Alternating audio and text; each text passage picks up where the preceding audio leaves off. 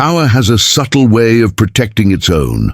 A nod between federal judges, a wink between police officers, documents that disappear, evidence that never existed. It's an ancient choreography, and Cassandra Mitchell learned every step of it over the years, sitting behind her desk at the U.S. Department of Justice. She witnessed firsthand how the system operates, always in harmony to protect those who wear expensive suits and speak softly in air-conditioned offices. Every gesture rehearsed, every silence calculated, all to maintain the illusion of justice, while serving something far darker. Until tonight.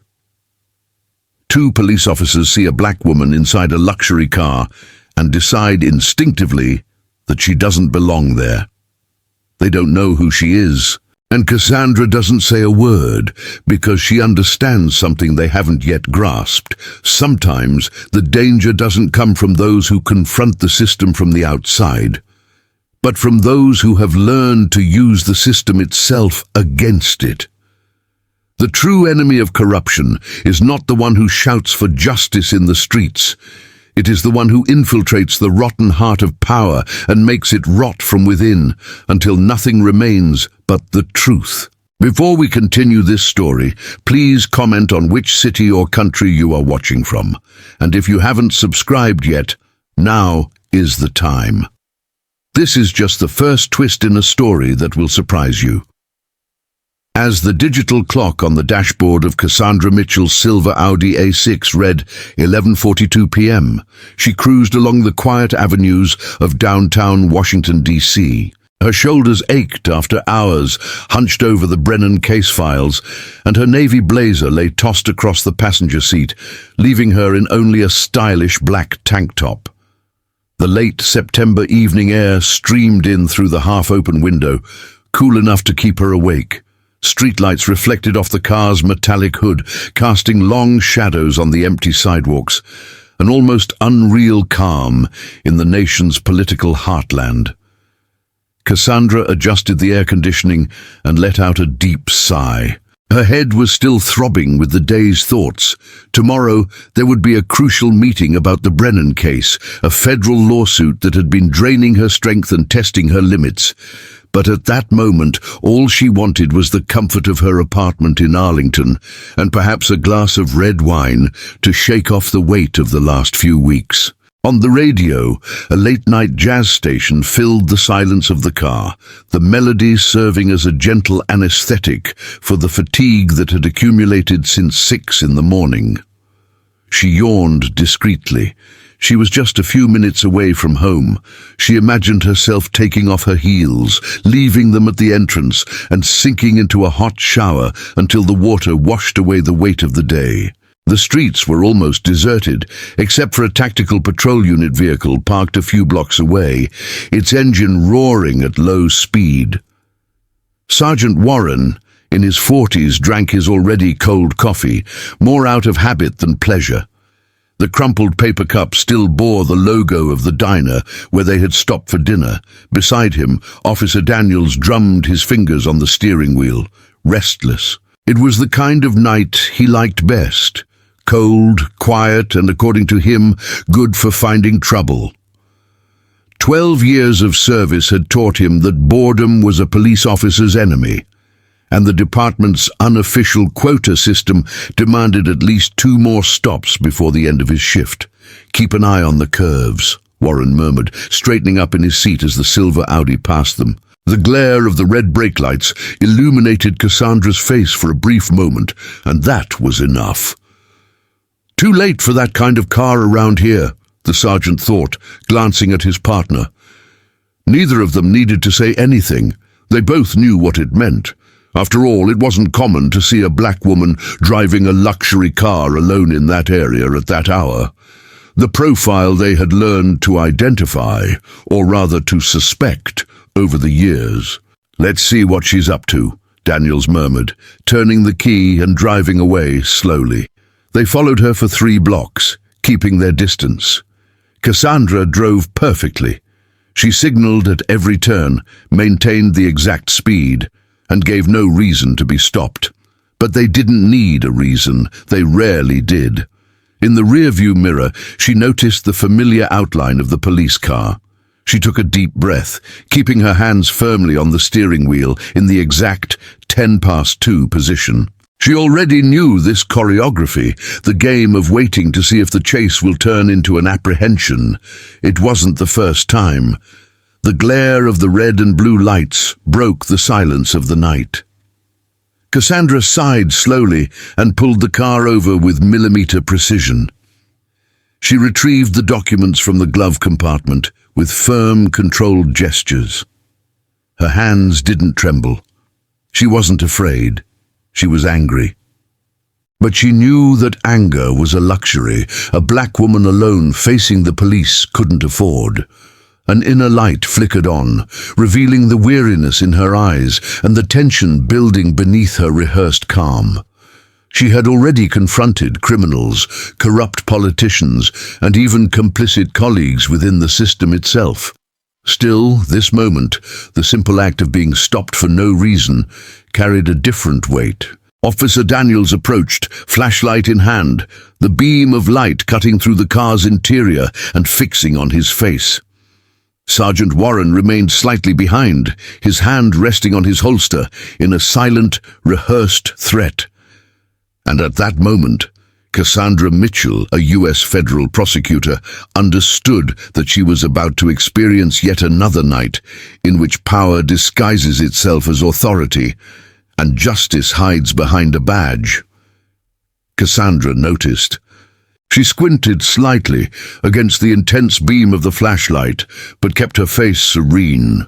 Years in the courts had taught her not to react, not even when her blood was boiling.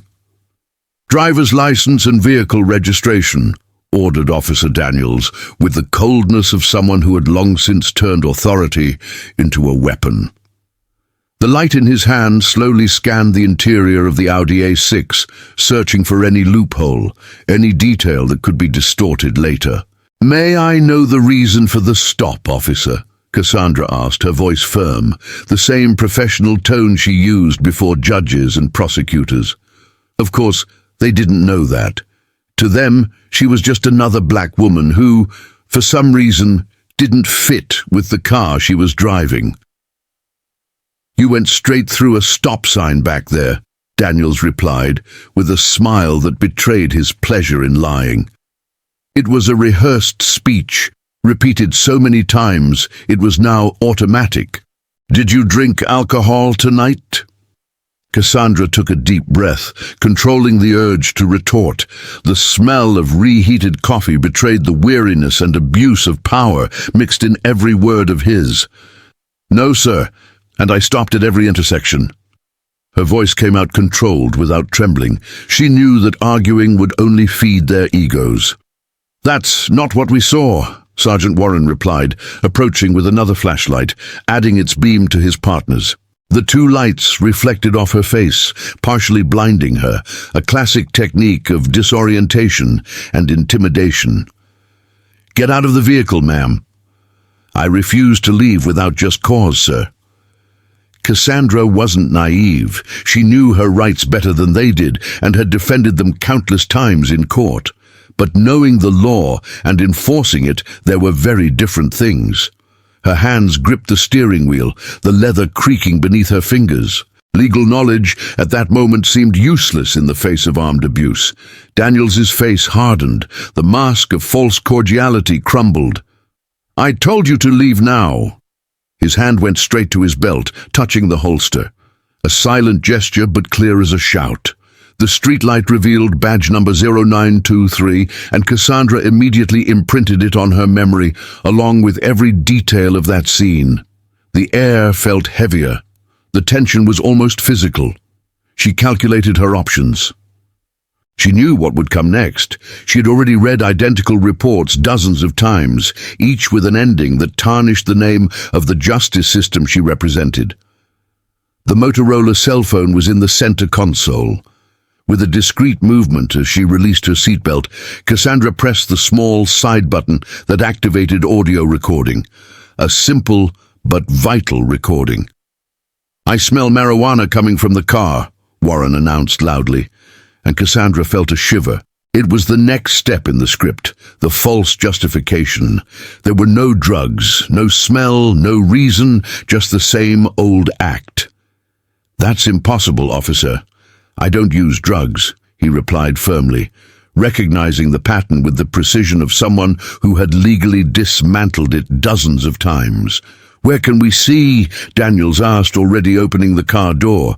He gripped her wrist with unnecessary force, twisting it behind her back as he pulled her. The pain shot quickly, sharply to her shoulder, but Cassandra stifled a scream.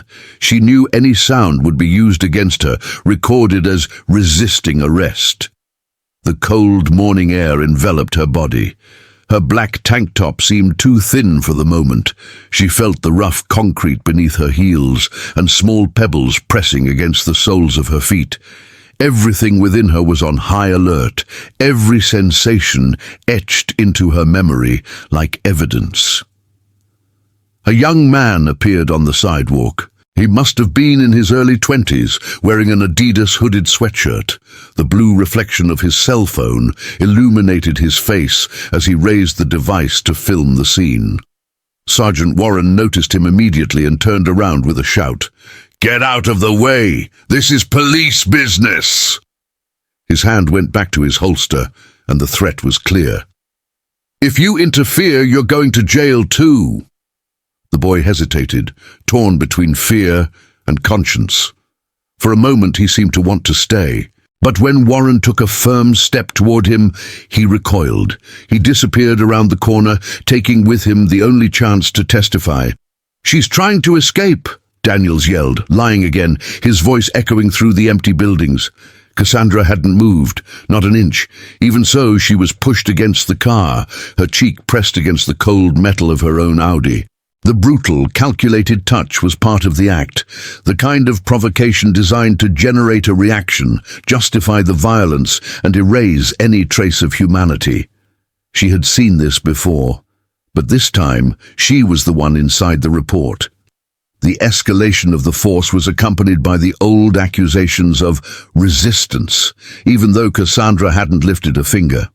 "I'm not resisting," she stated clearly, her voice firm despite the tension rising in her chest. She knew the cell phone in her pocket was still recording every second. "I'm complying with all orders. You have no just cause for this detention." The words were chosen with surgical precision, not just as a defense, but as a record. She was already preparing the ground for what would come next, the legal battle. "Shut up!" Officer Daniels yelled, tightening his grip on her wrist. The cold metal of the handcuffs cut into her skin, clinging to her sensitive flesh. "You lawyers think you know everything." His tone dripped with contempt, but Cassandra noticed a detail that froze the air around her. She had never said she was a lawyer. They were deducing it from the way she spoke, the car she drove, the controlled confidence in her voice. She knew exactly what that meant.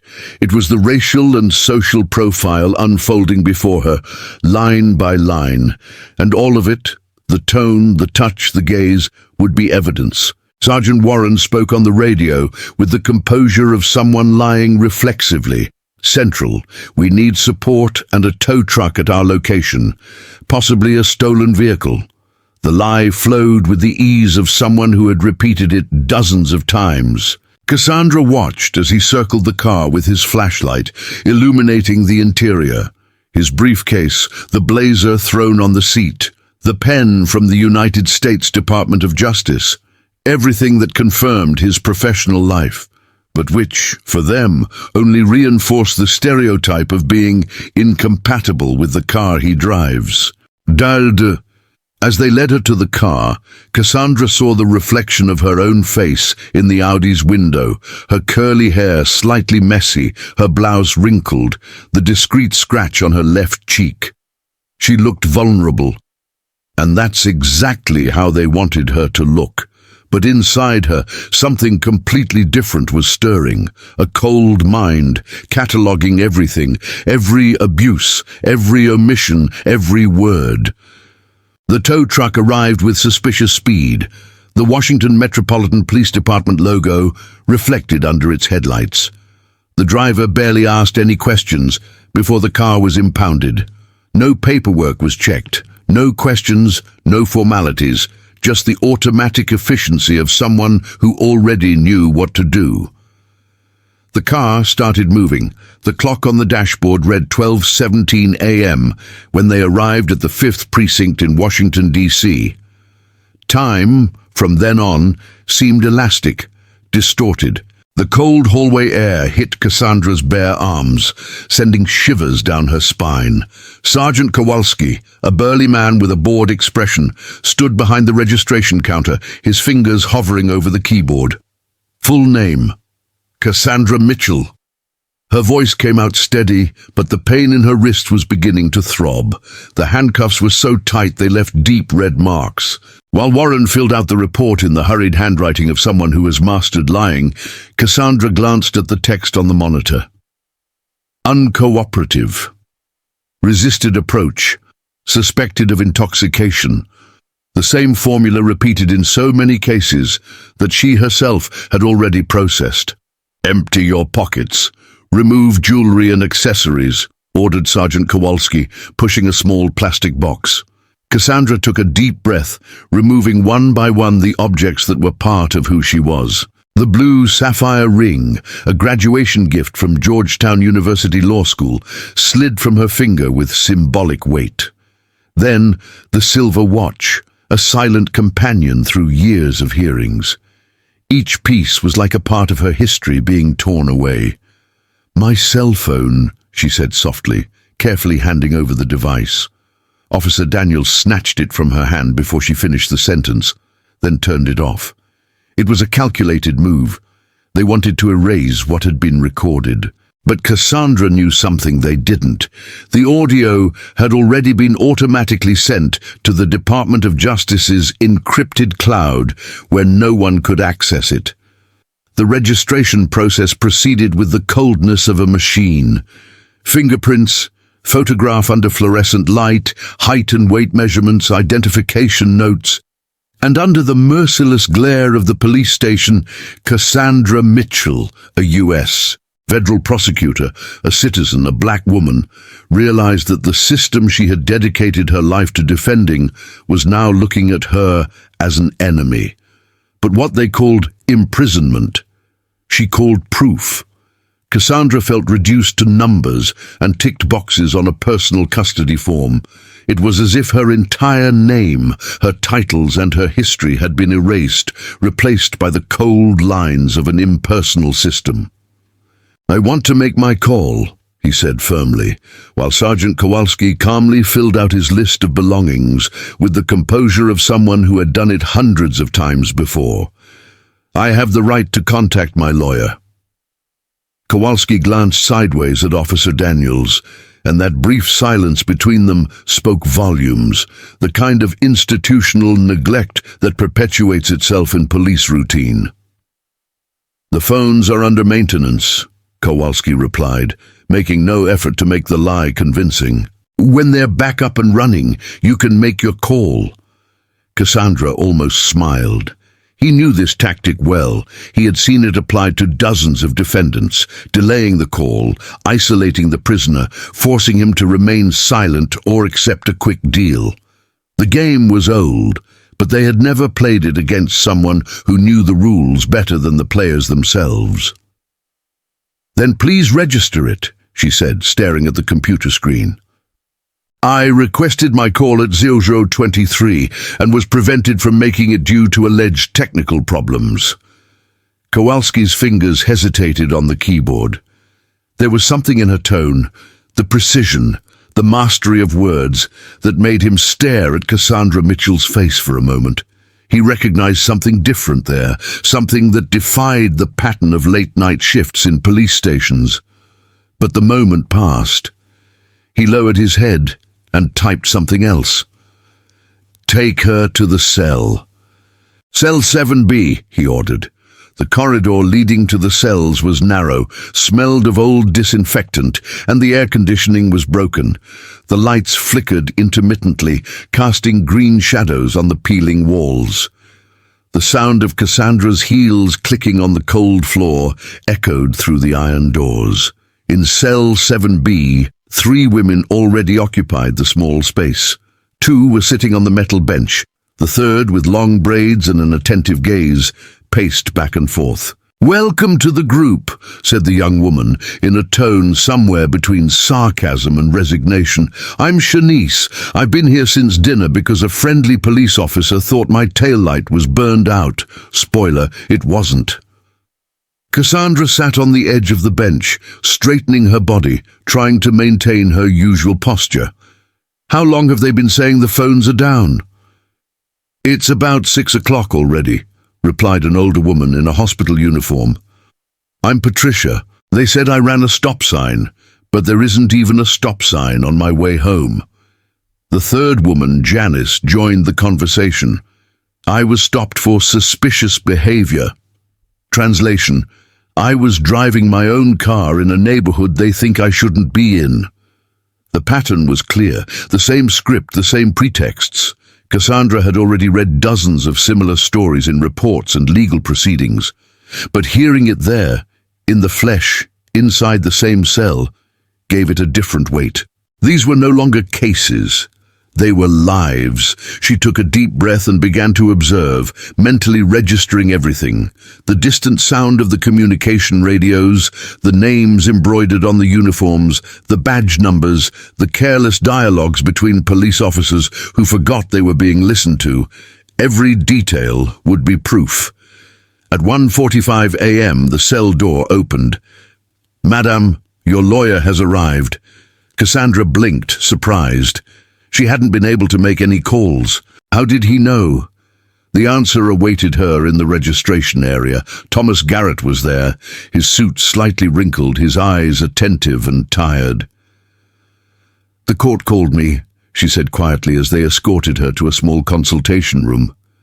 "Federal Judge Edwin Chambers saw your name on the detainee list and realized something was wrong. He contacted me himself." A knot formed in Cassandra's chest. There was relief, the weight of gratitude that someone had noticed, but also guilt. How many women in that cell had no one to recognize their names? No judge, no lawyer, no one who cared. The room was tiny, dimly lit, with a rusty iron table and 2 plastic chairs. In the corner, a camera blinked, a silent reminder that even the right to defend oneself was being watched there. "Tell me everything," the lawyer asked, opening his notepad. His pen hovered over the yellow paper, ready to record every detail. Cassandra Mitchell began her account, firm, precise, with the clarity of someone who knew the system from the inside and the courage of someone about to confront it from the outside. Thomas Garrett's expression darkened as Cassandra recounted everything. The false pretenses of the approach, the brutal use of force, the denial of her right to make a phone call. "They need to know who you are," he said, slamming his notepad shut. "This ends as soon as they realize they've arrested a U.S. Federal Prosecutor." But Cassandra was already shaking her head. "Not yet," she replied, leaning forward. Her voice was low but firm. Even knowing there were cameras and microphones everywhere, she continued, "I need to see this through to the end, Thomas. I need to feel what our victims feel, every humiliation, every abuse, every delay. I want to experience what the system does to those who have no voice." Thomas watched her in silence.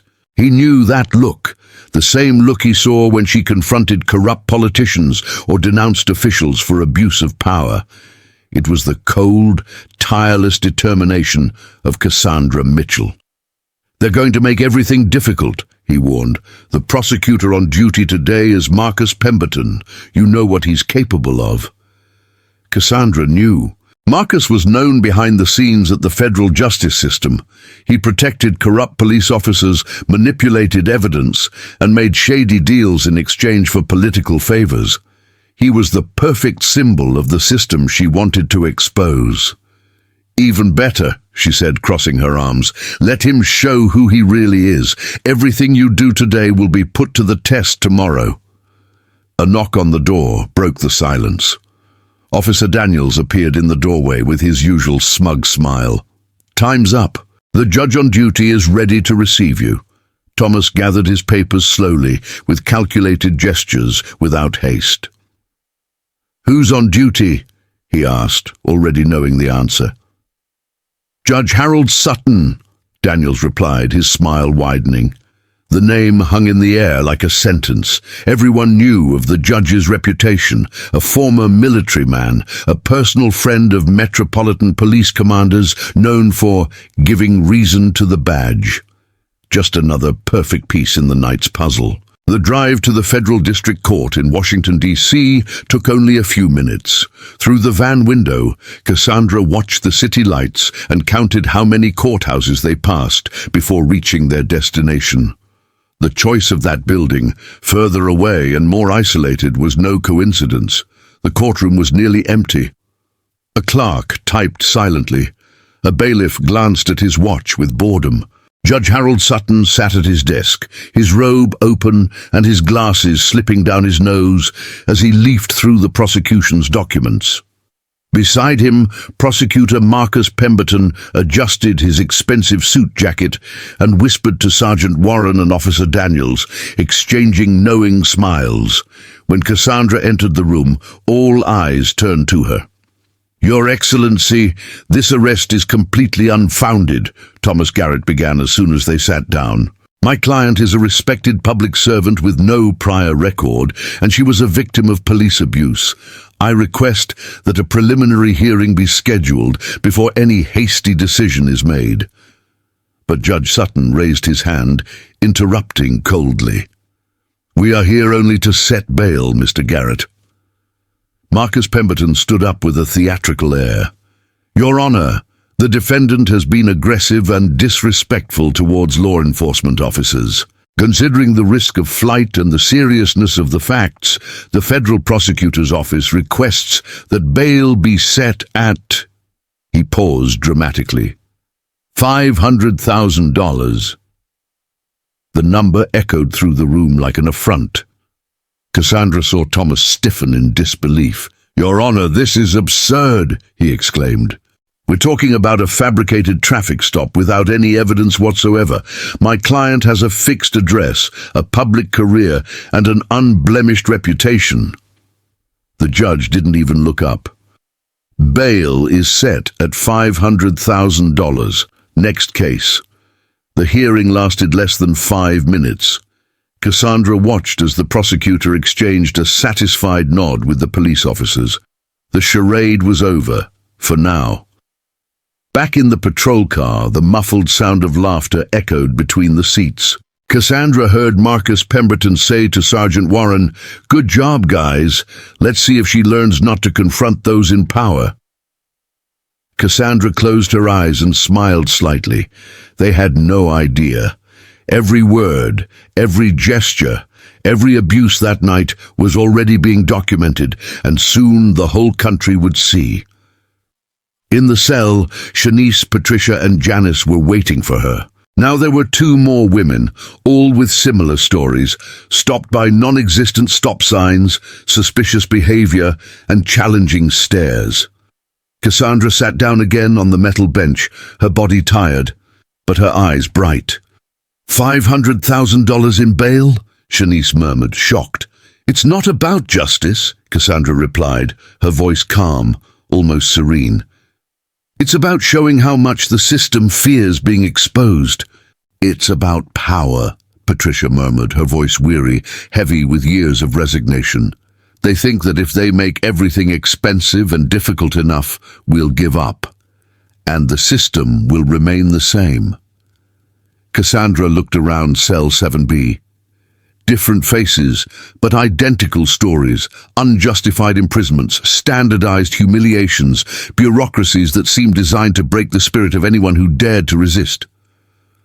"No," she replied, her voice low but firm. "We haven't given up. We've documented everything, every delay, every abuse, every face, and when the time is right, we will tell our stories, all of them." The early morning hours were unfolding slowly. The clock struck 3 a.m. when a new shift of police officers took over. Cassandra realized, with a mixture of exhaustion and clarity, that nothing had changed. The new officers repeated exactly the same gestures, the same provocations, the same patterns. These were not exceptions. It was an institutionalized culture of abuse. Thomas Garrett returned to the police station several times during the night. Each visit brought a new technical difficulty, a misplaced document, a system down, a signature that was missing. "They're trying to buy time," he said gravely. "They want to keep you here until Monday." Cassandra simply nodded, unsurprised.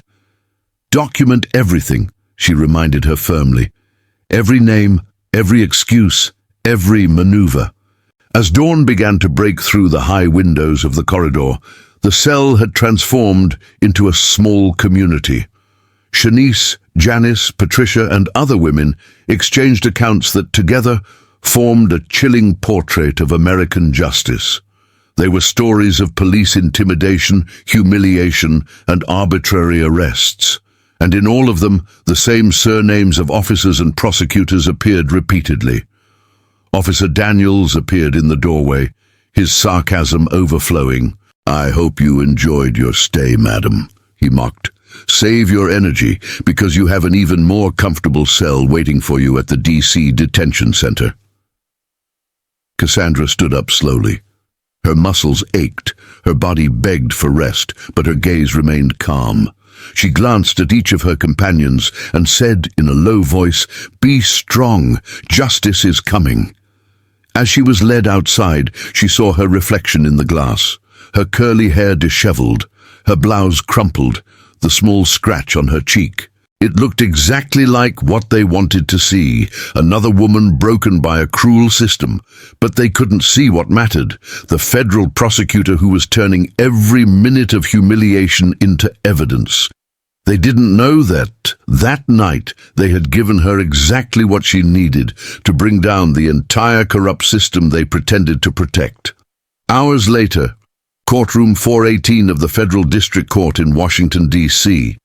The sun streamed through the tall windows, casting long shadows across the wooden benches. Cassandra Mitchell sat at the defense table next to Thomas Garrett, exhausted but serene. She wore a navy blazer and black trousers, clothes she had hurriedly brought from the office. "Everyone stand up," announced the bailiff. Judge Harold Sutton entered in his black robe, ascending the steps to the podium with his usual air, cold, unwavering, distant. His glasses reflected the light, concealing his expression as he unfolded the papers before him. The gallery was packed. Law students, reporters, relatives of defendants, and a few police officers waiting for their hearings. In the front row, Sergeant Warren and Officer Daniels watched, their uniforms impeccably pressed and their badges gleaming under the white lights. The judge flipped through the documents. "United States of America versus Mitchell," he announced. "The charges are resisting arrest, disorderly conduct, and possession of a stolen vehicle." Prosecutor Marcus Pemberton stood up, adjusting his expensive suit.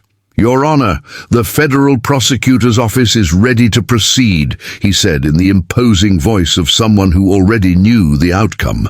Next to him, Thomas Garrett also stood up.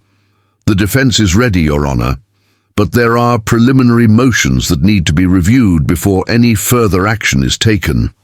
The judge's sigh was almost inaudible, but it was filled with impatience. "Go ahead, Mr. Garrett, but be brief. We have a full agenda today."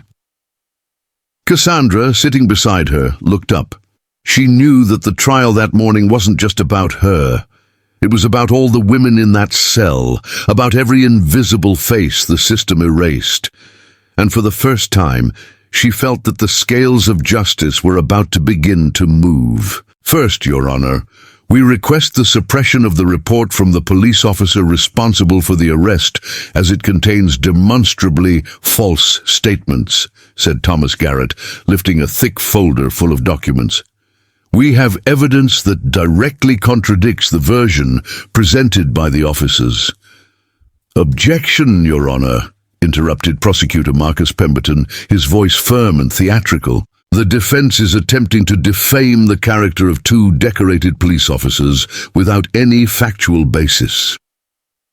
Cassandra Mitchell watched the drama unfold like a choreography she knew by heart. But this time, she was on the other side. Judge Harold Sutton's rehearsed frown, Marcus Pemberton's calculated indignation, the cold stares of Sergeant Warren and Officer Daniels in the gallery, all as predictable as it was perverse.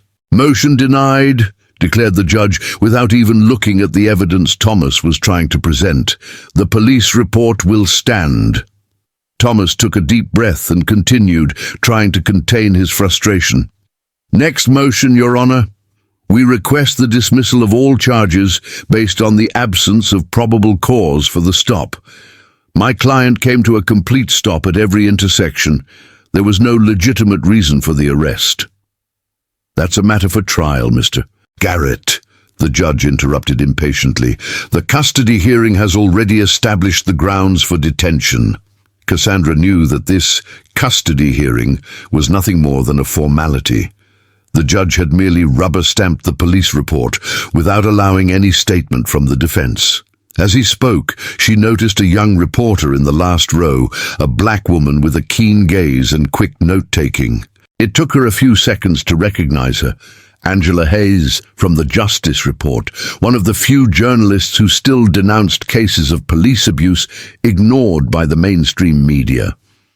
"Your Honor," Thomas insisted, "we also request the exclusion of any evidence obtained after the illegal search of the vehicle. The police officers claimed to smell marijuana, but the forensic reports proved that there was no trace of any illicit substance."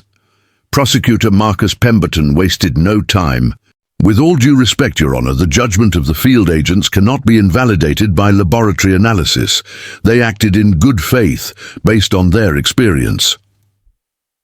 Cassandra recognized every word. It was the same jargon she herself had heard used to cover up abuses. The difference was that, this time, she was the target of the lie. "Request denied," the judge announced, bored. "Let's proceed." Thomas Garrett raised his voice for the first time that morning. "Your Honor, the defense possesses video evidence of the entire encounter, images that clearly show the officers fabricating probable cause and using excessive force." The murmur that swept through the courtroom was immediate. Sergeant Warren and Officer Daniels shifted in their seats. Marcus Pemberton stopped feigning disinterest and looked up, surprised. Even Judge Sutton seemed to lose track of his own script. "Video evidence?" the judge asked, in a forced tone. "Why wasn't this presented before?" "Yes, Your Honor," Thomas replied coldly. "Your office lost our initial delivery. That's why we kept several backup copies stored in secure locations." Cassandra observed the silent exchange of glances between the three men on the other side, the prosecutor, the police officers, and the judge. Every gesture betrayed the unease that was spreading. "These recordings need to be authenticated," said the judge, adjusting his glasses. "We'll need to schedule a separate hearing to verify their admissibility." "Perfectly, Your Honor," Thomas replied firmly. "The defense welcomes this analysis. In fact, we insist on it, and, taking this opportunity, we request access to the internal records of Officers Warren and Daniels' department, especially the history of stops of black and Hispanic drivers in the last 12 months. Prosecutor Pemberton jumped from his chair. "Absolutely not, Your Honor. This is a clear attempt to divert attention. Personnel records are confidential." Judge Sutton was silent for a moment, his gaze shifting between the prosecutor and the defense attorney. This wasn't part of the usual script. Normally, the defendant would succumb to pressure, but Cassandra Mitchell wasn't an ordinary defendant. She was a woman who knew every cog in the machine of justice and was now exposing its corrupt workings before everyone. "Very well," the judge finally said. "We will schedule a hearing for next week to assess this evidence.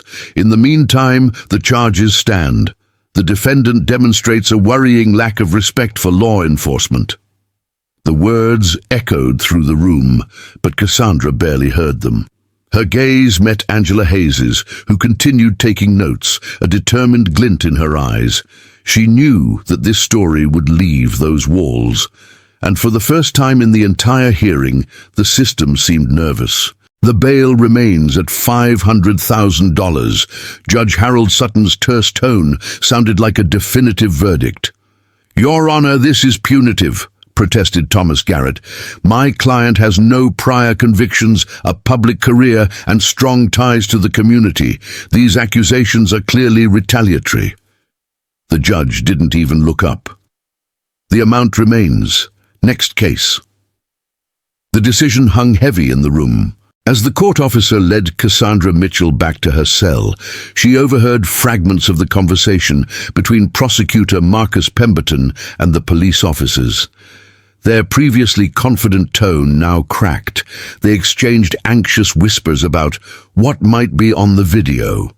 The new cell was cleaner than the previous one, but still suffocating, designed not to house people, but to break the will of those who waited there. Cassandra sat on the cold metal bench, mentally reviewing every detail of the morning. The judge's biased conduct, the prosecutor's maneuvers, the police officer's dirty tricks. Each violation was another piece of the puzzle she was assembling in her own mind. An hour later, Thomas Garrett appeared at the door with a somber but determined expression. "They're mobilizing," he said quietly.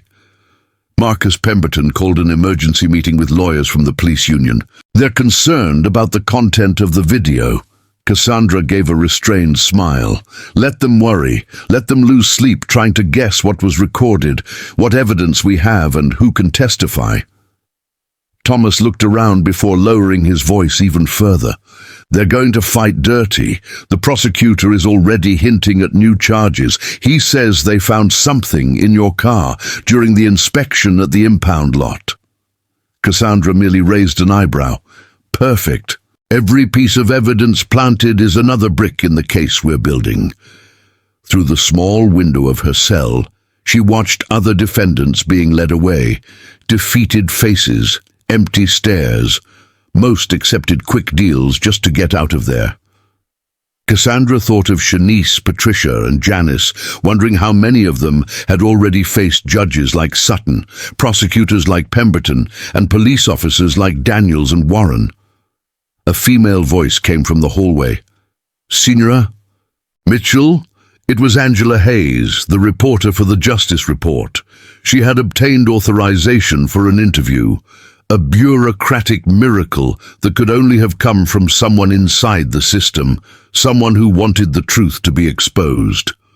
She opened her notebook, adjusted the recorder, and began.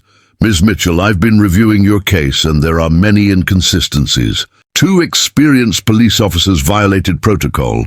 A prosecutor personally handled a routine arrest, and an on-duty judge set exorbitant bail. Why so much effort over a simple traffic violation?" Cassandra studied the reporter for a moment. Her posture was professional, but her eyes betrayed indignation. "That's a great question, Angela, and I think you already know the answer." Angela consulted her notes. "I've been investigating officers Warren and Daniels for months. There's a pattern. Their arrests almost always target black people, middle or upper class, usually professionals. The charges never go anywhere because Judge Harold Sutton dismisses them all." Cassandra nodded, her gaze steady. "Exactly. That's the system working as it was designed, to protect itself. But now, everything is documented, and when this case comes to light, it won't just be them who have to explain themselves. It will be the whole country." The silence that followed was thick. Outside, the jingle of keys echoed in the hallway. Angela closed her notebook, her eyes fixed on Cassandra. "You know they're going to try to silence this story." Cassandra gave a slight smile. "Then you'll have to run before they can." As the journalist left, Cassandra Mitchell, alone again, stared at the cold wall of the cell and murmured, "They think they've arrested me, but in reality, they've set me free." Outside, Washington, D.C., was beginning to dawn, and with it the storm that was about to sweep across the entire system, and Prosecutor Marcus Pemberton guarantees that no serious investigation will ever go forward. Angela Hayes's pen moved swiftly across the notebook, her eyes attentive, her mind already connecting the dots. "You seem very well informed about the judicial system, Ms. Mitchell." Cassandra simply smiled. "Let's just say I have some experience with him."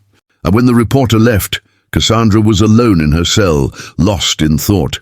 She went over every detail, every face, every power play she had witnessed. Prejudice was so ingrained in that system that no one even questioned why a well-dressed and articulate black woman was being held on exorbitant bail for a simple traffic stop. It was the kind of injustice so common that it had become institutional routine. Late in the afternoon, Thomas Garrett returned with a tense expression, but a determined look. "Cassandra, I've found 3 other cases in the last month alone, all with the same pattern." Cassandra leaned forward, attentive. "Minorities?" "Yes. Black and Hispanic professionals, all accused of resisting arrest for questioning illegal approaches, all prosecuted by Marcus Pemberton, all with sentences approved by Judge Harold Sutton." She took a deep breath, already knowing the answer. "So the cycle is complete," he said bitterly. "The police make the arrests, the prosecutor validates the charges, the judge dismisses any abuse allegations, and the police union ensures that no one investigates. It's the perfect crime, legalized." She stood up and walked to the small window of the cell. Outside, she saw court employees wrapping up their workday, the same daily charade of a justice system pretending to function. "They were careless, Thomas. They're so confident in their impunity that they didn't even bother to check who I was before arresting me." Thomas hesitated. "Speaking of which, the Department of Justice noticed your absence. Federal Judge Edwin Chambers can only cover for you for a little while longer." Cassandra turned around calmly. "Tell them I'm conducting a special investigation. It's not a lie." Hours later, under the cold light of the D.C. detention center corridors, Cassandra was led to the visiting room. On the other side of the reinforced glass, a familiar face awaited her, Federal Agent Vincent Crawford, from the FBI's Public Integrity Division. He adjusted his tie, tired. "Cassandra, what the hell is going on? Judge Chambers called me.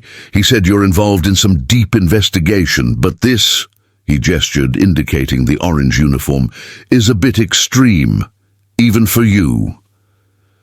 Cassandra ignored the disapproving tone. "I need you to investigate something, Vincent. And it needs to be in absolute secrecy." He leaned in, attentive. "What do you want?" "Everything. Arrest records, disciplinary history, internal reports, financial transfers, phone calls, especially traffic stops involving Black and Hispanic people. And I want cross-references between those names and Marcus Pemberton's office and Judge Sutton." Vincent Crawford's gaze hardened. 15 years of experience with the FBI had trained him to recognize when something was too big to be a coincidence. "So that's it. It's not just about your imprisonment." Cassandra nodded. "No, this is a whole system. And now I have the evidence, the faces, and the stories. I need you to find the money trail and the political connections. They're all in this together, and we're going to expose everything." Vincent opened the small notebook he kept disguised as an official notepad and began to write. 3 days. I'll bring you results." When the guard came to get her, Cassandra felt her heart pounding like never before. For the first time since prison, there was movement and direction. Later, Thomas returned with a stack of documents under his arm. Among petitions and reports were printouts of public records obtained through the Freedom of Information Act. He spread everything out on the small table in the cell. "I found something that will interest you," he said in a deep voice. "It's about the Brennan case." Cassandra looked up, her eyes shining. She knew that name was the missing key, and when the sun set over Washington, D.C., she realized the system's downfall had begun, and no one within it was prepared for what was to come. The small table in the cell reminded Cassandra Mitchell of Patricia, the nurse in the detention cell, the one who had been arrested for ignoring a stop sign that simply didn't exist. Cassandra had thought about her frequently in recent days. Patricia wasn't the only one. Sergeant Warren and Officer Daniels had already arrested 6 healthcare professionals in the past year. All black or Hispanic, all during shift changes, all accused of resistance and released after forced plea deals. They knew exactly who to target, people who couldn't afford to miss work or fight back against the system. They target those who need the salary to survive, Cassandra murmured, staring at the metal table. Thomas Garrett nodded grimly. And it gets worse. He opened a folder and spread certified statements across the table. I managed to locate some previous victims. Most are still afraid to speak, but 3 agreed to testify. Cassandra began reading the testimonies. A black architect was arrested for suspicious behavior while showing a property to clients. A Hispanic doctor whose car was seized under false pretenses. An Arab businessman accused of resisting after asking the reason for the approach. Each account was another piece of the puzzle. That's standard, Thomas, standard and institutional practice. They've turned racism into public security policy. Thomas took a deep breath. And there's more. He leaned in, his voice lower. I investigated Judge Harold Sutton's finances, monthly deposits into an account in the Cayman Islands, always below the reporting threshold, small but consistent. Cassandra leaned back slowly, her gaze fixed on the cell ceiling. The police union is buying silence, allied judges, complicit prosecutors, and nobody dares to touch this hornet's nest. A noise in the hallway interrupted the conversation, the changing of the guard shift. Thomas quickly gathered the papers, but not before Cassandra memorized every name, every date, every detail. That night, she stayed awake, mentally mapping out the system of corruption. Police officers who hunted down successful minorities, prosecutors who manipulated evidence, judges who signed decisions without reading them, and a union that kept them all protected. What she saw before her was not a group of bad guys, it was an entire machine. Later, there was a soft knock on the cell door. The guard was Officer Reynolds, one of the few he trusted. He discreetly handed him a folded note. Message from your lawyer. The note simply said, Crawford has discovered something big. Meeting tomorrow. T.G. Cassandra tucked the paper into her fist, her heart racing. She had slept little. The following morning she was taken to a room without cameras. Federal Agent Vincent Crawford was already waiting for her, his eyes sunken with fatigue, but bright with the discovery. Cassandra, I managed to cross-reference the records, he said, opening a folder. There's an unmistakable pattern. The complaints against Warren and Daniels are always forwarded to the same internal investigator, Captain Gerald Morrison. He plays golf with Judge Harold Sutton every Saturday at a club that neither of their salaries can afford. Cassandra smiled slightly without surprise. Another piece. Before she could say anything, Angela Hayes appeared, discreetly brought in by Reynolds. I followed up on the cases you mentioned, the reporter said. They train other police officers. The 2 coordinate department courses on proactive approach. Their tactics are being taught to new recruits as a standard of efficiency. Cassandra felt a chill run down her spine. It wasn't just corruption, it was doctrine. When the reporter left, she stood there staring at the worn floor of the cell. The plan was complete. I needed to let the system reveal itself completely before dismantling it, piece by piece. And in that dense silence of the D.C. detention center, Cassandra Mitchell realized the investigation had become a war. "Something significant," began Federal Agent Vincent Crawford, without preamble. "You were right, Cassandra. The pattern goes way back. Sergeant Warren and Officer Daniels have been running this operation since they were promoted, but they're just the tip of the iceberg." Cassandra Mitchell leaned forward. "Money laundering?" Crawford nodded.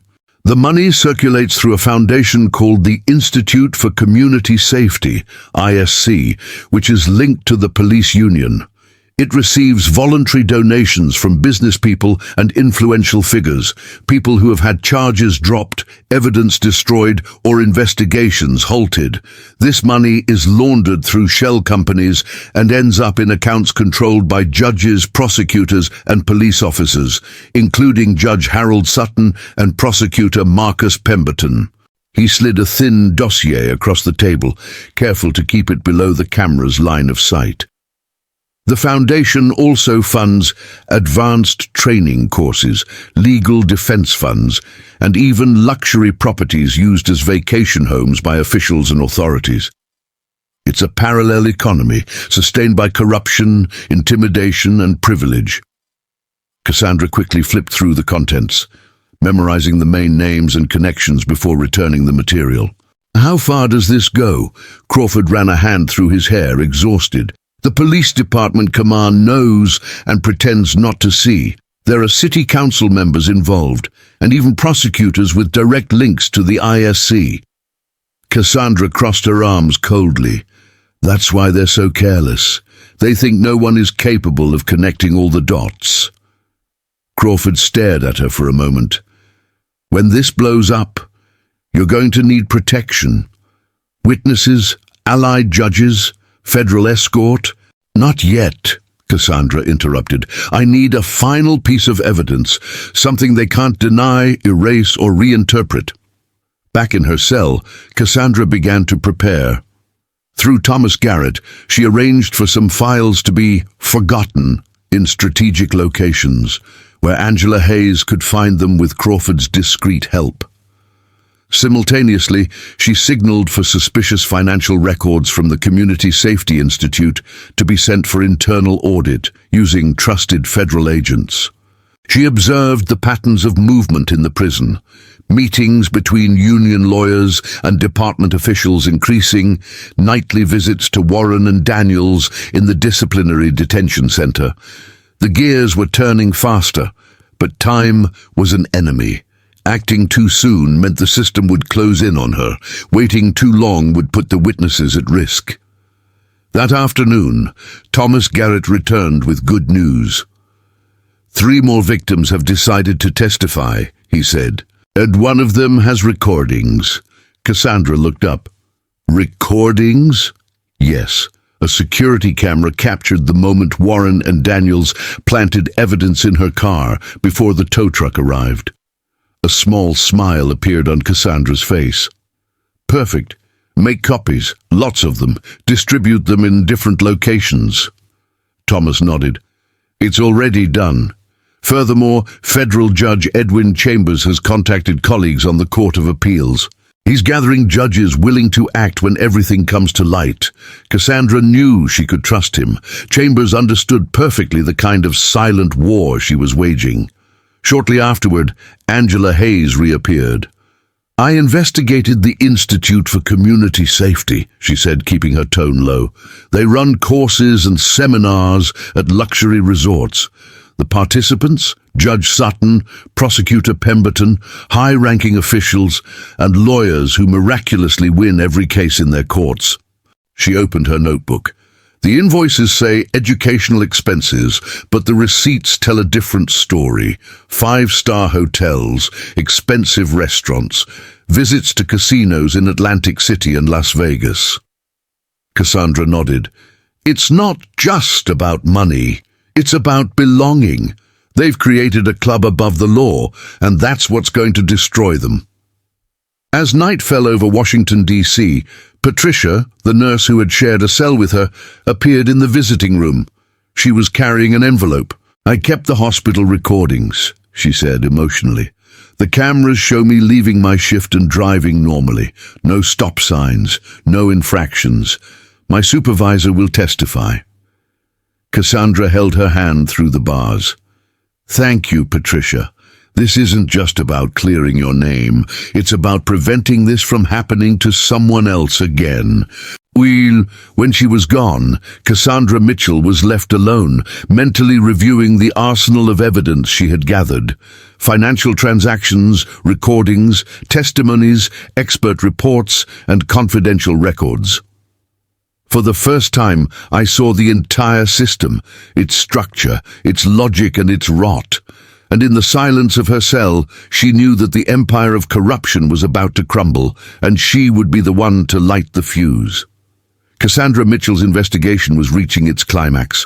False arrests, internal documents, murky financial flows, and soon a final piece of evidence that would tie it all together. That afternoon, Thomas Garrett appeared with the news she had been waiting for. "Officer Daniels is getting nervous," he said quietly. The union representative contacted him, suggesting he might want to talk in exchange for immunity. Cassandra shook her head. "Not yet. Let him sweat. When the time is right, his testimony will prove that the entire system is corrupt, not just a few bad cops." In her cell at the DC detention center, Cassandra felt more alive than ever. The next day's trial would be the perfect opportunity, a chance for the system to expose itself on camera. They thought they were breaking her, delaying hearings and imposing procedural humiliations.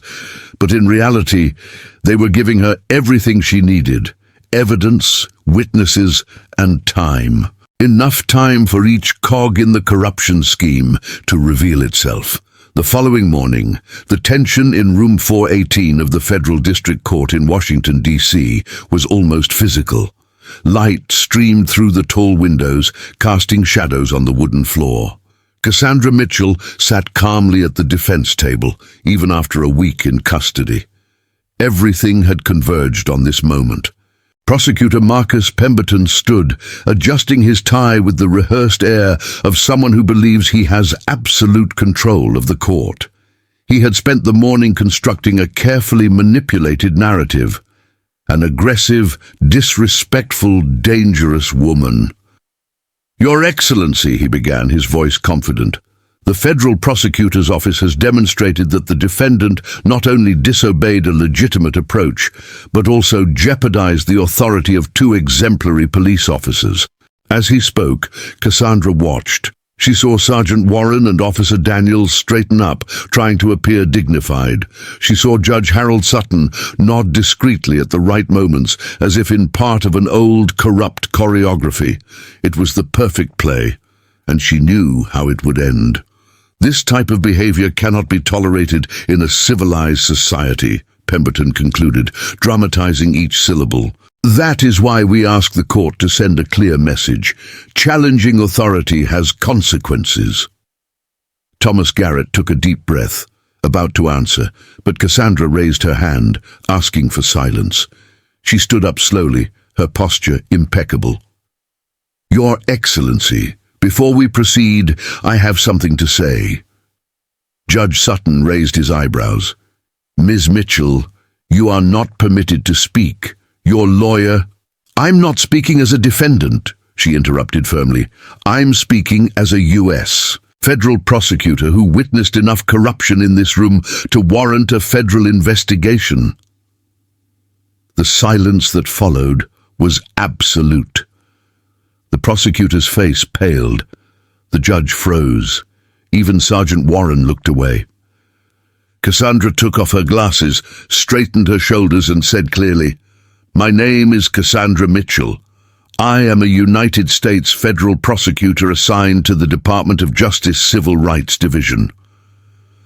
The gallery erupted in murmurs. Angela Hayes, seated at the back, typed frantically. The stenographer's fingers hesitated on the keyboard. Officer Daniels stood motionless, sweat trickling down his neck. "This is highly irregular," shouted Prosecutor Pemberton, turning to the judge. "Your Honor, I demand—" "You're not demanding anything," Cassandra interrupted, her voice now cold and implacable. Right now, FBI agents are executing search warrants in your offices, in Judge Harold Sutton's office, and in the Internal Affairs Office of the Metropolitan Police Department. The courtroom doors burst open. Federal Agent Vincent Crawford entered, followed by 6 other FBI agents, all in dark suits. They spread out across the room, silent and precise, while the power dynamic completely reversed. Judge Sutton tried to stand up, but 2 officers calmly approached, presenting the warrant. Pemberton recoiled, his face contorted with a mixture of disbelief and fear. Cassandra watched impassively. For years, you have used the justice system as a shield for your own crimes, but today the justice system is looking back. While the officers seized documents and cell phones, the gallery watched in absolute silence. From the back of the room, Angela Hayes already knew. This was no ordinary hearing. It was the beginning of the end for an empire of corruption. And the woman who had brought it down had just revealed her true identity. The silence in the Federal District Court in Washington, D.C. was absolute. All eyes were on Cassandra Mitchell, who now stood before the court. I personally experienced and documented systematic violations of civil rights, witnessed tampering with evidence, and uncovered a criminal conspiracy involving members of the Metropolitan Police Department, the Federal Prosecutor's Office, and the judiciary itself. Cassandra's voice echoed firmly, tearing through the stuffy air of the room. Judge Harold Sutton tried to regain his composure. Mrs. Mitchell, you are out of order. This court will not tolerate operating as part of a criminal organization. Cassandra interrupted, her voice as sharp as the silence that followed. Or would you prefer I detail the deposits made into your Cayman Islands accounts by the foundation of the Institute for Community Safety? Or perhaps you'd like us to discuss the training sessions at luxury resorts, where cases were mysteriously reassigned to your court? The color drained from the judge's face. In the gallery, the murmurs ceased altogether. Some police officers discreetly stood up and tried to leave, but were stopped by FBI agents who were already occupying the corridor. Cassandra turned to the 2 men who had arrested her, Sergeant Warren and Officer Daniels. The images from my car's camera were very revealing, he said calmly, as was the audio from my cell phone, which captured you saying, and I quote, "Another arrogant person who needs to learn her place." Officer Daniels slumped in his chair, pale. Sergeant Warren looked to Prosecutor Marcus Pemberton for help, but the prosecutor was motionless, his gaze lost, his notepad forgotten on the table. Cassandra continued, "Mr. Pemberton, perhaps you would like to explain the disappearance of evidence in 47 cases involving these same police officers, cases in which your office lost reports, omitted expert opinions, and concealed videos of abuse. The grand jury will find this extremely interesting." The silence was now reverent. Cassandra Mitchell was no longer a defendant. She was the very embodiment of justice, speaking within a corrupted temple. "Your Excellency," she said, turning to Judge Sutton, her tone now tinged with irony, "I propose that all charges against me be dropped. Unless, of course, you would prefer to explain to the Judicial Committee why you have been receiving payments in exchange for convenient decisions." Sutton's hand, which held the gavel, trembled. The power with which he had commanded that room for years was evaporating before everyone's eyes. "During the last week, I experienced what thousands of Americans experienced in this courtroom," Cassandra said, her voice filled with emotion for the first time. Arbitrary arrests, fabricated evidence, absurd bail, ignored rights, all orchestrated by those who should be upholding the law. She turned to the audience, facing Angela Hayes and the other reporters. "This ends today, not just for me, but for everyone who has been persecuted, humiliated, and silenced by this system." Federal Agent Vincent Crawford stepped forward, holding an official briefcase. "We have arrest warrants for Judge Harold Sutton," Prosecutor Marcus Pemberton, Sergeant Warren, and Officer Daniels. Other names will be released as the investigation progresses. What followed was perfect choreography. FBI agents spread out across the room, handcuffing each of the accused. Judge Harold Sutton was removed from the bench, his loose robe hanging over his shoulders. Prosecutor Marcus Pemberton couldn't resist, his cold expression replaced by fear. Sergeant Warren tried to escape but was restrained. Officer Daniels, motionless, allowed himself to be handcuffed. The same handcuffs they used against innocent people now bound their own wrists. Cassandra calmly gathered her papers. This case was never just about an unjust imprisonment. It was about a system that betrayed the people, a system that protects its own and destroys those who dare to question it. She gazed at the morning light that flooded the now fully illuminated room. Every wrongful imprisonment will be reviewed. Every conviction tainted by corruption will be overturned, and every official who profited from injustice will face the law. Cassandra Mitchell raised her head firmly, her voice cutting through the air one last time. The session is closed. The press rushed to the doors, cameras flashing, voices overlapping. Angela Hayes was already dictating the title of her story. Federal Prosecutor allows herself to be arrested to expose the country's largest judicial corruption network. In the background, Thomas Garrett was collecting the documents, his face serene. "It was worth every minute," he murmured. And while the former untouchables were being led out of the room in handcuffs, Cassandra Mitchell stood motionless amidst the beam of light, no longer the defendant, but the living symbol of justice that at last rose up against power. Judge Harold Sutton's black robe, Prosecutor Marcus Pemberton's designer suit, and Sergeant Warren and Officer Daniels's impeccable uniforms could no longer hide what they truly were: symbols of corrupt power. Angela Hayes approached Cassandra, still holding the open notebook. "This story is going to change the country," she said, breathless. "Do you want to tell me how you planned it all?" Cassandra smiled slightly. The planning wasn't the hard part. The hard part was living through what so many have already lived through, feeling the weight of injustice without being able to defend oneself. But that changes today. Through the windows of the Federal District Court in Washington, D.C., and helicopters and press vans lined the parking lot. Satellite dishes pointed to the sky, broadcasting live the news that was spreading like wildfire. A federal prosecutor had infiltrated the system in plain sight, allowing her own arrest to expose one of the deepest corruption schemes in the judiciary and law enforcement. But Cassandra's thoughts weren't on the cameras or the headlines. They were on Patricia, on Shanice, on Janice, and on the countless people who faced the same system without positions, without lawyers, without a voice. Their stories would finally be heard, and for the first time, justice seemed possible. The old empire of power and silence had crumbled in a single morning, but Cassandra Mitchell knew that was only the beginning. Prisons and headlines wouldn't be enough. Real change would require rebuilding the system, this time with true equality before the law. As Cassandra crossed the marble corridor of the courthouse, her heels echoed, marking the sound of a historic turning point. Those same floors, which for years had witnessed injustices and bought sentences, now recorded the footsteps of those who had dismantled the scheme from within. Federal Agent Vincent Crawford was walking beside her. "Ready to get back to your regular work?" he asked with a half-smile. Cassandra looked back, surveying the room where she had dismantled decades of corruption.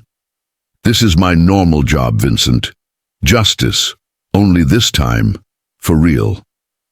The two walked in the clear morning light, leaving behind a courtroom forever transformed by a woman who dared to live through injustice in order to destroy it. Hours later, the Department of Justice building was buzzing. Cassandra crossed the main lobby alongside Crawford, now heading to the most important meeting of her career. "All the material is secure," the agent reported. The evidence is at FBI headquarters, and the intelligence unit has already begun cross-referencing the data. We have representatives from Internal Affairs, the Department of Justice, and the Civil Rights Division waiting. Cassandra nodded, now dressed in her usual charcoal grey suit, the symbol of the authority she was officially resuming. And what about the documents from the Institute for Community Safety?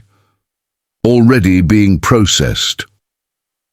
They were so careless that they left traces in national and international accounts. They arrived at the main conference room, guarded by 2 federal agents at the door.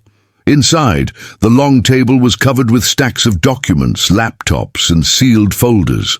On screens mounted on the walls, bank records and images from the security cameras displayed the evidence of what Cassandra and her team had uncovered. Cassandra positioned herself in front of the table. Ladies and gentlemen, what we have here represents the largest police and judicial corruption scheme ever uncovered in this country. She nodded to Crawford, who began presenting the evidence. First, the recordings from the patrol car cameras showed Sergeant Warren and Officer Daniels in flagrant abuse of power, humiliations, threats, verbal and racial aggression. Then came the bank records from the Institute for Community Security, revealing deposits made to judges, prosecutors, and high-ranking officials. Today's arrests were just the beginning, Cassandra said. We identified 37 police officers, active and retired, involved in civil rights violations.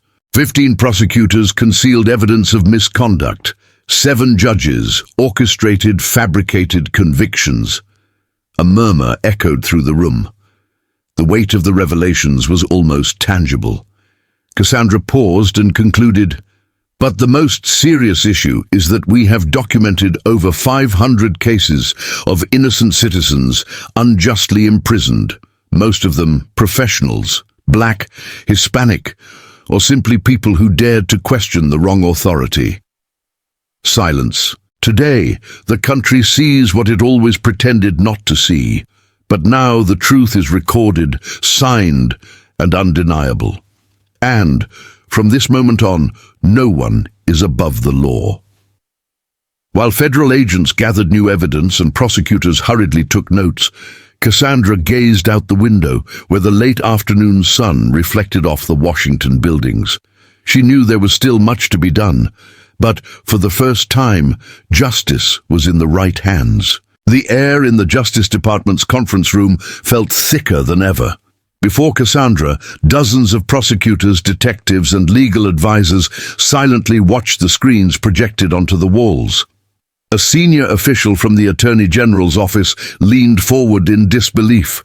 "Are you describing one case of organized crime or several?" Cassandra nodded. "More than that. The so-called Community Safety Institute not only covered up police misconduct, it actively funded and trained public servants to break the law." She clicked, and new images appeared on the screens. Advanced police intelligence courses that taught agents how to fabricate evidence, legal seminars showing prosecutors how to conceal evidence that would exonerate defendants, and judicial conferences that redistributed cases to judges willing to cooperate. Federal Agent Vincent Crawford took the floor and pointed to the screen in the background. "We have recorded conversations, bank records, and testimonies. The president of the Institute, Richard Cole, kept detailed spreadsheets with every payment, every favor, and every manipulated sentence. The expressions around the table said it all. Veteran prosecutors and experienced inspectors seemed genuinely shocked by the extent of the corruption. Cassandra maintained a firm tone. "This goes far beyond individual deviations. It's a system that used the machinery of the state to oppress, targeting professional minorities, black people, Hispanics, immigrants, and citizens who dared to occupy positions of power." She pointed to another graph. "Observe the pattern. Black doctors stopped on their way home, self-employed lawyers intercepted in non-existent blitzes, Asian business people detained under false pretenses." all pressured to accept plea bargains to preserve their careers. A representative from the Civil Rights Division raised his hand. How did they gain access to the police department's internal database? Cassandra smiled slightly. Technically, it wasn't us. It was the journalist Angela Hayes, an IT analyst at the Institute, decided to take action and sent her a complete copy of the system.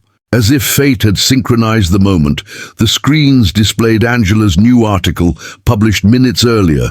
Federal Prosecutor infiltrates the country to expose the largest police corruption scheme. Cassandra continued.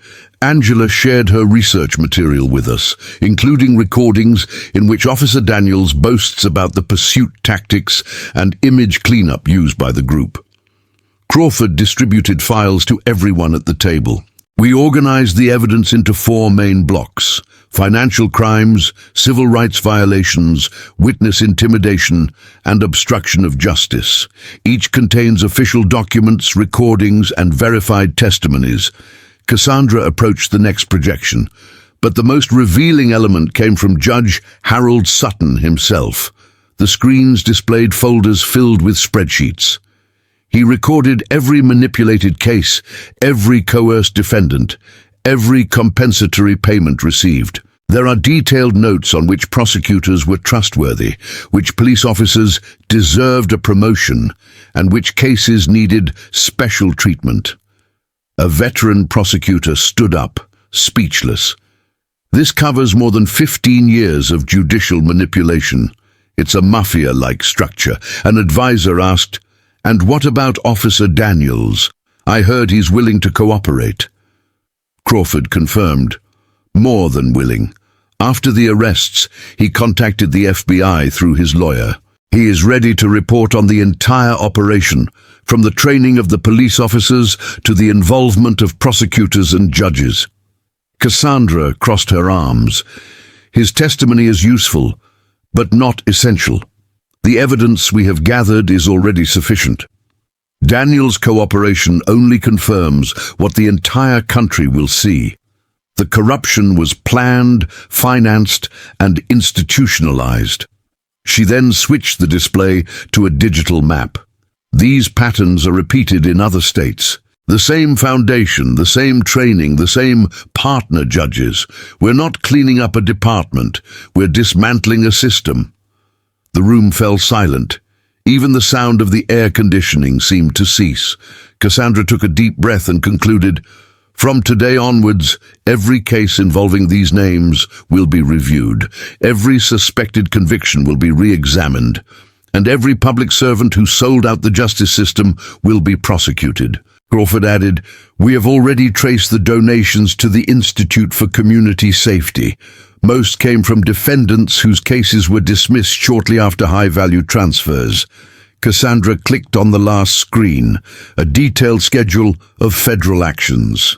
In the coming weeks, search warrants will be executed at courts, offices, and police stations.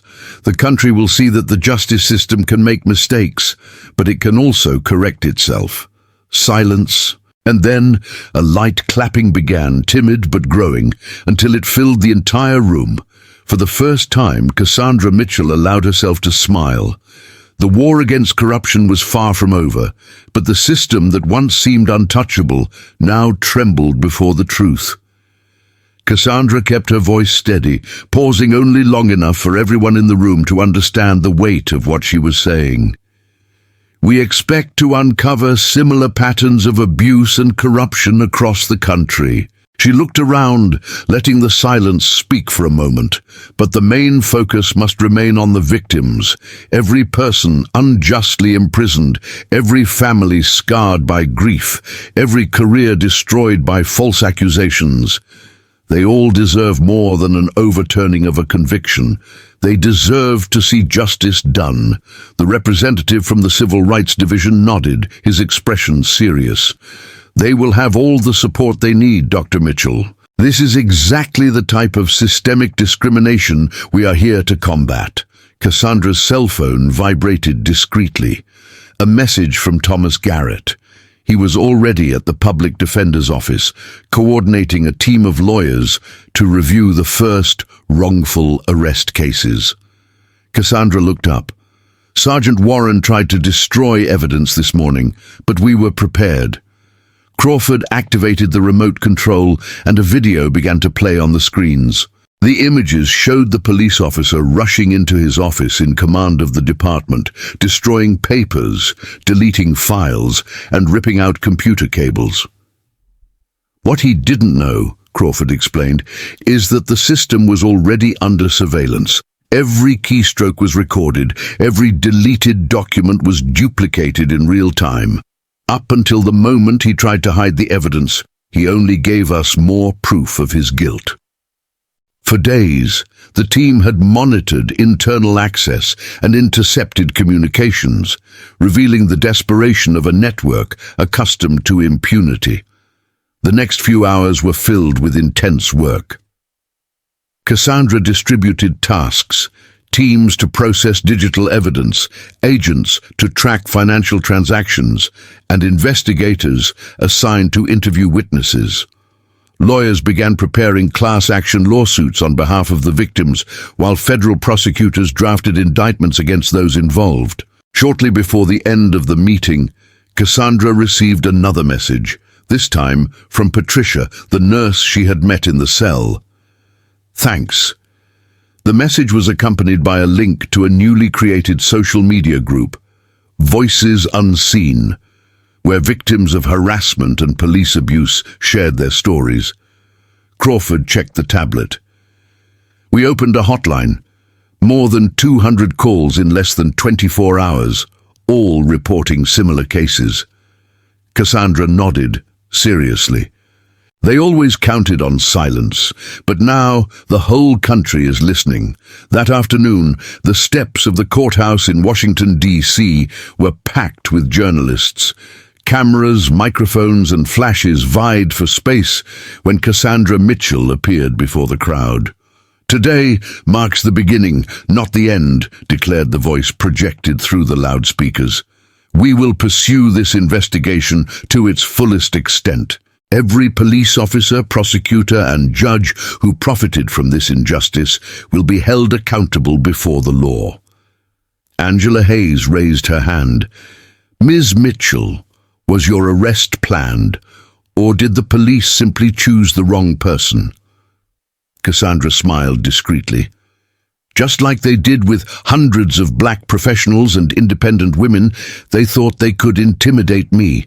The only difference is that I was in a position to fight back and to expose the truth." Another reporter asked, "And what about the other victims, those who accepted plea bargains out of fear or necessity?" Cassandra replied without hesitation. "Each case will be reviewed. We have created a special task force to reassess all convictions and arrests made by these agents and officers.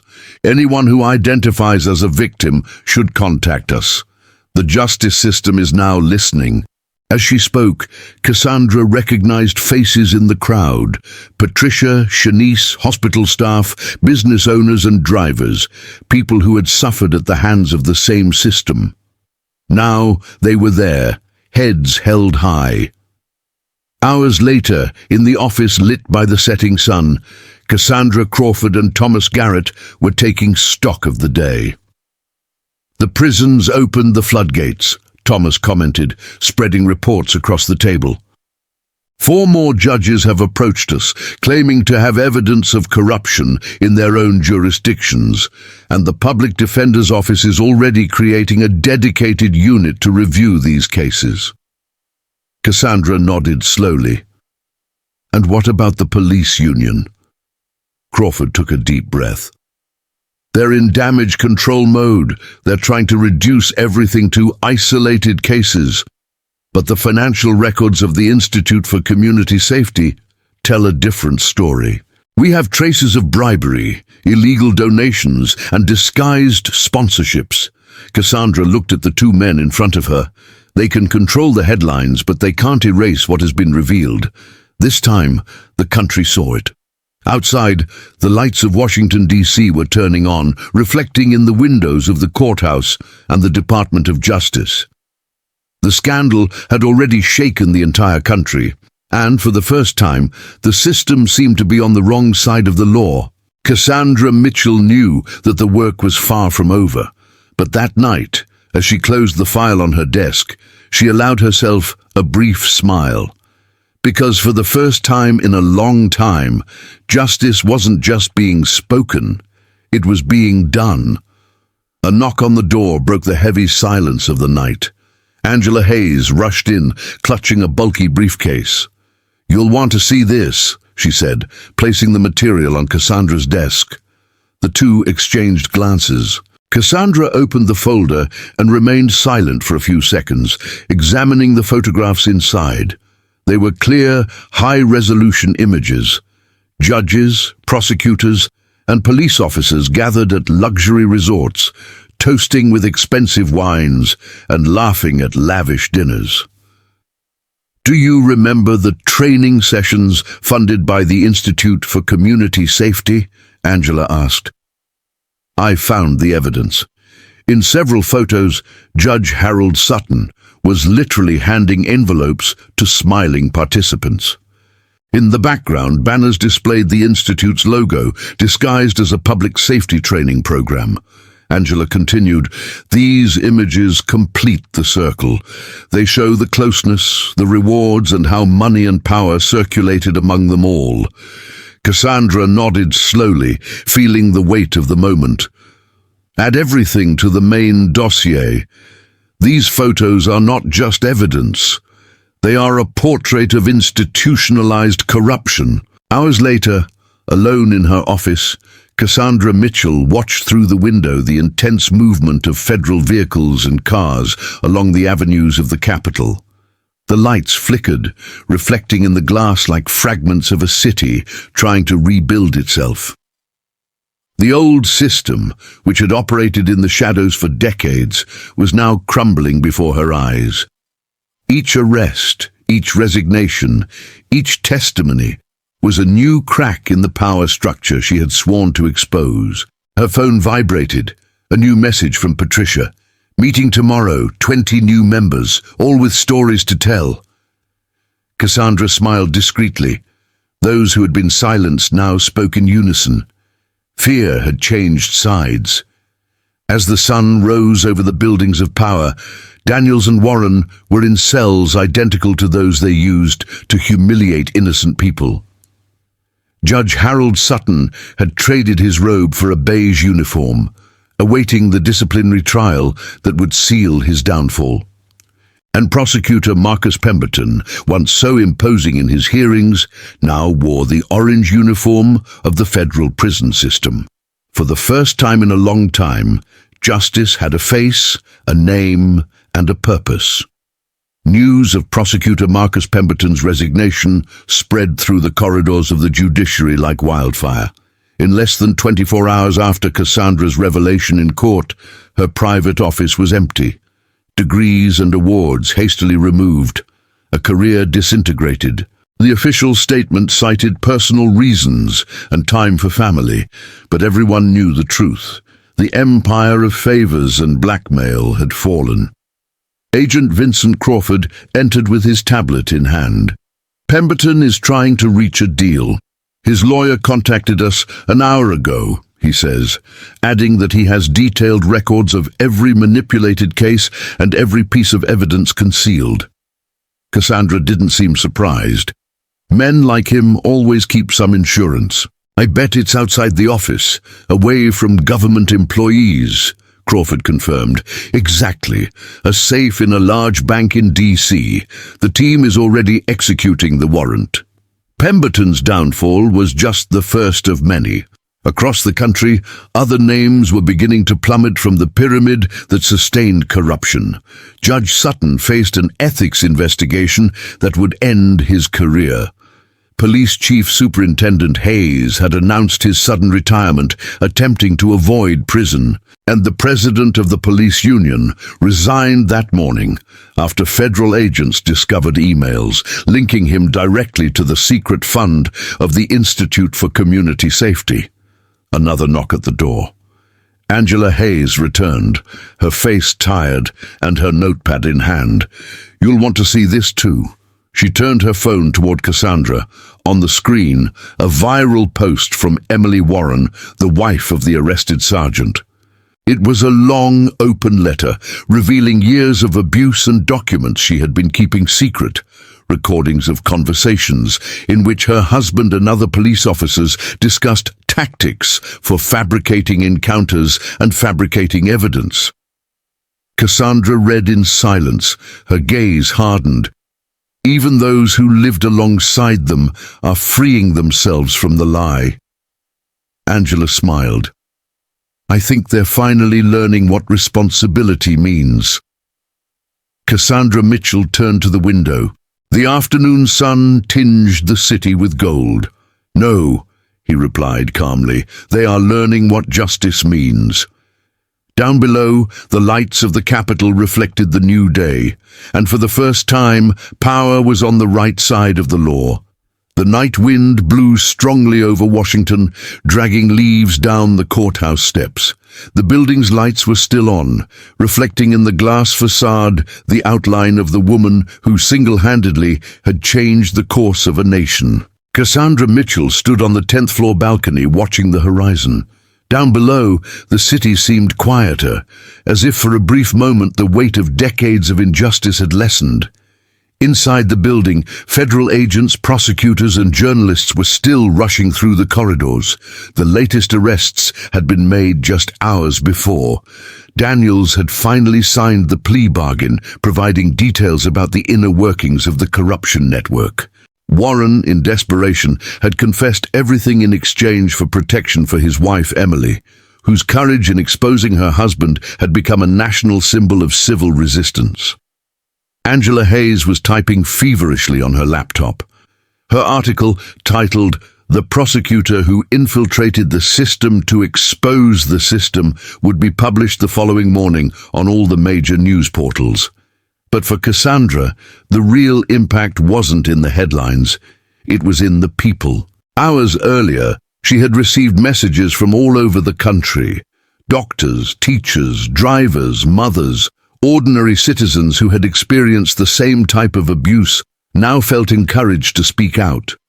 The group, Voices Unseen, created by Patricia and Shanice, already had thousands of members. In just a few days, it had become a support network for victims of institutional violence. Cassandra read some of the accounts while her phone vibrated incessantly. A Chicago nurse recounted being falsely accused of theft by a police officer. A New York student described the humiliations he suffered during a racist encounter. A Houston lawyer said he lost his job after questioning an arbitrary arrest. Each story was a wound, but at the same time, a testament to strength. Cassandra closed her eyes for a moment, taking a deep breath. She had begun this journey believing she would only be facing a group of corrupt individuals. She had discovered, however, that she was fighting against something much bigger, an entrenched culture of power and silence. Downstairs, Crawford typed the last report of the day. The steady sound of the keyboard mingled with the distant hum of the city. He paused for a moment and looked at the conference room, now empty. The blank screens still reflected traces of the evidence that had destroyed entire careers. "I never thought I'd see the day when this would be possible," he murmured. Cassandra appeared in the doorway, leaning against the doorframe. "And we're not finished yet, Vincent. What we destroyed was the lie. Now comes the hardest part, rebuilding trust." He smiled wearily. "And you think the country is ready for that?" "I don't know if it's ready," she replied, "but it needs to be, and that's all that matters." The following morning, the Department of Justice held a historic press conference. The room was packed with cameras, microphones, and flashes. Alongside Cassandra were representatives from the FBI, the U.S. Attorney's Office, and the Public Defender's Office.